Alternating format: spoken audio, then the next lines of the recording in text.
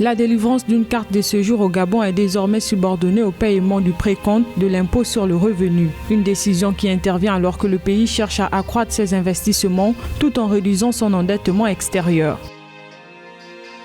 L'État du Cameroun s'apprête à mettre 50 milliards de francs CFA sur 5 ans au profit des producteurs de cacao et des cafés nationaux. Selon l'administrateur du Fonds de développement des filières café et cacao, FODECC, Samuel Donatien Nengue, environ 15 établissements bancaires sont mobilisés autour du projet. Dans le cadre de ses actions en faveur de la préservation de l'environnement, la Banque agricole a obtenu l'approbation du conseil d'administration du Fonds vert pour le climat. Une accréditation qui, selon le directeur général Malik Ndiaye, leur permet désormais d'avoir un accès direct aux ressources afin d'aider le Sénégal à satisfaire ses engagements par rapport aux accords de Paris.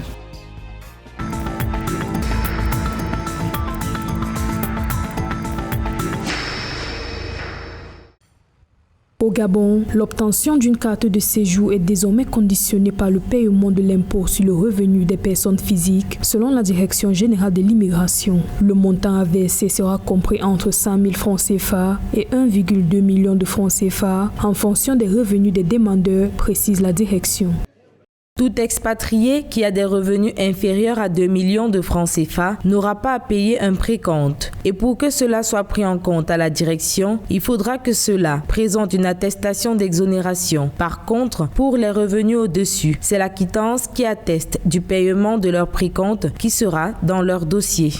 En plus des documents déjà fournis par les demandeurs de la carte de séjour, la présentation de l'acquittance de paiement du précompte est également exigée. D'après la Direction générale des impôts, cette mesure vise à contrer l'informel au Gabon, tout en permettant à ceux qui exercent une activité rémunérée dans le pays de contribuer à l'effort fiscal. C'est contenu dans la loi de finances. Ce n'est pas une mauvaise humeur du gouvernement gabonais. La démarche du gouvernement gabonais, à mon sens, se comprend. Parce qu'au moment où le Gabon, pas plus le Gabon que d'autres pays, tous les pays du monde actuellement, ont besoin d'un peu plus d'argent pour pouvoir financer les charges publiques face à une économie qui est carrément au ralenti, face à une économie qui ne fonctionne presque pas du fait des effets négatifs du coronavirus. Donc le gouvernement gabonais dit, pour ceux qui doivent donc, notamment les étrangers qui sont basé sur mon territoire, le chiffre d'affaires qui est réaliste là-dessus, il faut bien qu'il me donne un quantum de financement. Un quantum de ce chiffre, ça peut être le chiffre d'affaires, ça peut être un revenu qu'ils ont gagné dans telle ou telle autre activité.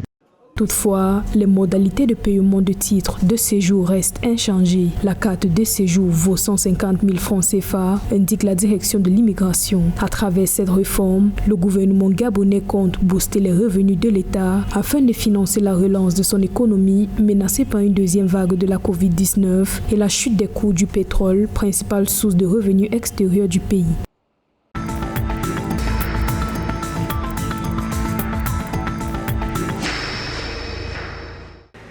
Le Cameroun veut financer à hauteur de 50 milliards de francs CFA sur une période de 5 ans la filière café et cacao à travers le Fonds de développement des filières café et cacao, FODECC. Selon les autorités, les subventions proviennent de la redevance à l'exportation du cacao et du café, des produits issus des amandes résultant de l'exportation des produits de mauvaise qualité, des contributions diverses, des dons et legs de toute nature.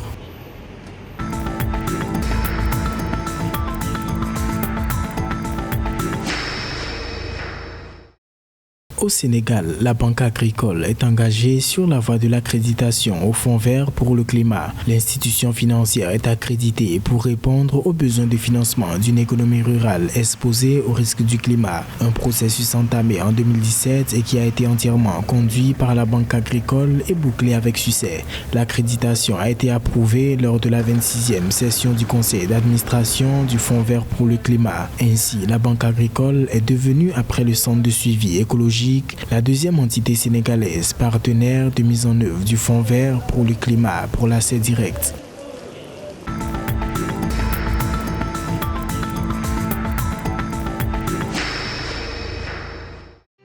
La société de négoce de matières agricoles Agri-Commodities and Finance, l'une des principales sociétés d'export trading group, a conclu un accord de prêt syndiqué de 115 millions de dollars avec l'Institut de financement du développement du Canada et les banques de développement d'Autriche et des Pays-Bas. L'objectif est de renforcer ces activités de négoce sur le continent africain et ceci devrait contribuer à la création de 5 000 emplois.